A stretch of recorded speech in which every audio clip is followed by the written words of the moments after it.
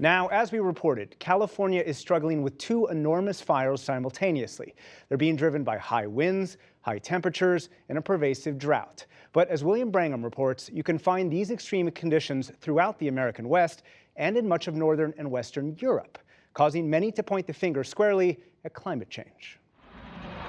Firefighters in California were already stretched to the limit by the Carr Fire near the town of Redding. But then this weekend, 150 miles south, the Mendocino Complex fire exploded in size. Burning now over 250,000 acres, it's become the second biggest fire in California history. In this particular location, it's burning somewhat in our favor, but on other areas of the fire, it is not in our favor whatsoever.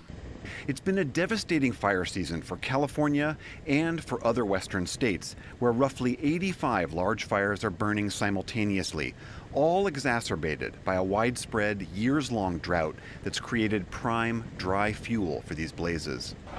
At least 8 people have died, including 2 firefighters. Thousands have been evacuated across California, Washington, Arizona, Colorado, and Utah. I'm waiting to probably break down in a minute here or so. Pretty overwhelming. Pretty overwhelming since we've been here since 1989. That's a lot of years. In July, California alone spent more than $114 million fighting its fires. Last week, California Governor Jerry Brown described this as the new normal for his state, with fire seasons growing longer and more intense as a result of climate change. Fires are now a more part of our ordinary experience. The predictions that things would get drier and hotter are occurring, and that will continue. But this isn't just an American problem. Northern and Western Europe is suffering a similar fate, with fires burning through large swaths of Portugal, Spain, Sweden, Norway, Latvia, Ireland, and most devastatingly, in Greece. Europe is also in the grips of a brutal heat wave, with temperatures over the last few days reaching 116 degrees Fahrenheit, as well as suffering a prolonged drought. How much is climate change driving these events? For that, I'm joined by Dr. Michael Mann. He's an atmospheric scientist at Penn State University, where he directs the Earth System Science Center, and he's co-author of The Madhouse Effect, which is a book about climate change. Dr. Mann, thank you for being here. This is a series of striking events happening. The droughts, the heat waves, the fires. None of those in and of themselves are unique. So could you help us understand, what does the science say about how climate change is exacerbating these types of events? Yeah, so we're not saying that climate change is literally causing the events to occur.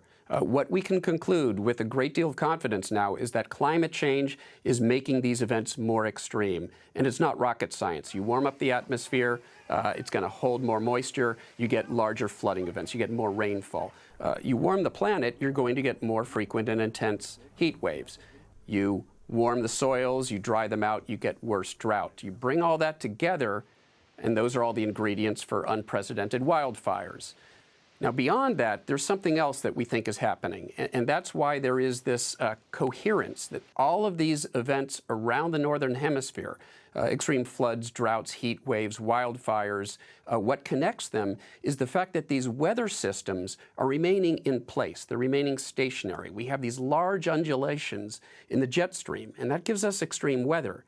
But what's also happening is that the jet stream isn't moving them along. We have a slow jet stream. And so these weather systems stay in the same place day after day. They rain on the same locations day after day. That's when you get unprecedented flooding. They bake the ground day after day. That's when you get unprecedented heat and drought. And we think that climate change is actually creating those conditions. Climate change is literally making the jet stream more wild. It undulates more, so you get those weather extremes, and it's causing the jet stream to slow down, so those extreme weather events stick around, and that's when you get unprecedented damage and threat. As you heard, Governor Jerry Brown of California said that this is the new normal for us, really speaking globally and not just in California. Is that true?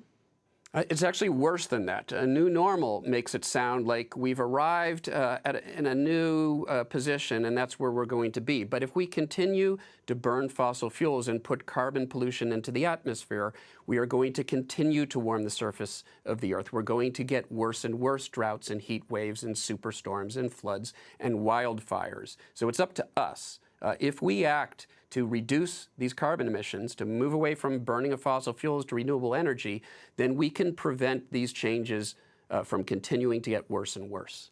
There has been some talk recently that civilization had a moment several decades ago to try to act and ameliorate the impacts of climate change, and that moment passed and we did not act. Do you agree with that assessment? No, I don't. I think it's incorrect framing of the problem. It makes it sound like there's some cliff and we've gone off the cliff and there's nothing we can do.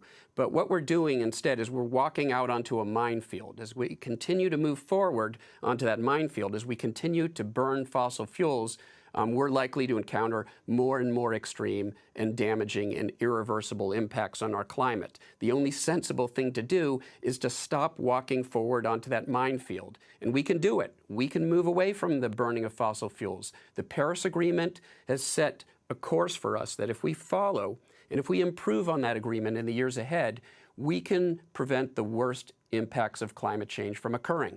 All right, Dr. Michael Mann, Penn State University, thank you very much. Thank you. It was a pleasure.